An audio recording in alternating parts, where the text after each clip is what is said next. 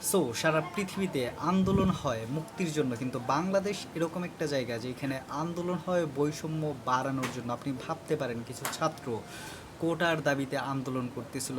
এই কোটাটা আমরা যখন পাকিস্তান ছিলাম, মানে বাংলাদেশ যখন পাকিস্তান ছিল, তখন পশ্চিম পাকিস্তানিরা সমস্ত জব হোল্ড করতো, সেটা অফিস অফিস হোক, আদালত হোক, সেটা সেনাবাহিনী, নৌবাহিনী, যাই হোক।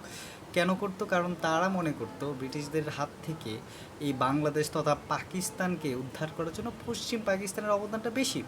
তাই তারা জব হোল্ড করে রাখতো। এবং এপার বাংলায় আমাদের এখানে আমরা নির্যাতিত ছিলাম, এবং এর আলটিমেটলি রেজাল্ট হইতেছে একটা ক্লেশ, একটা ওয়ার, একটা যুদ্ধ, এবং যার ফলে বাংলাদেশ স্বাধীন হয়েছিল। এবং এই সেম মেন্টালিটি থেকে কিছু লোক, কিছু তথাকথিত লোক যাদের ব্রেইন নাই, মেধা নাই, যারা কম্পিটিশন করতে চায় না, তারা তাদের বাপ দাদারা মুক্তিযুদ্ধ করে গেছে, ওই কোঠায় তারা বৈশা বৈশা খাইতে চায়। অর্থাৎ ওই যে পাকিস্তান মেন্টালিটিটা আসলো না, ওই মেন্টালিটিটা ওরা কোত্থেকে পেলো? ওরা তো মুক্তিযোদ্ধার সন্তান, মুক্তিযুদ্ধের ব্লাড ওদের মধ্যে, ওরা ওই মেন্টালিটি কই থেকে পাইলো এটাই বুঝি না। ওদের বাপ দাদারা যোদ্ধা ছিল, ওই যে যোদ্ধা, ওদের যে অ্যানসেস্টর, ওই অ্যানসেস্টরের প্রতি মিনিমাম রেসপেক্ট এরা দেখাইতে পারে না। কাপুরুষ কোথাকার, চাকরি করতে পারে না, যুদ্ধ করতে পারে না, কম্পিটিশন করতে চায় না, কিচ্ছু করতে চায় না, জাস্ট সহজ একটা জীবন চায়, নাথিং টু সে। বাংলাদেশটা শেষ করে দিতেছে ওরা।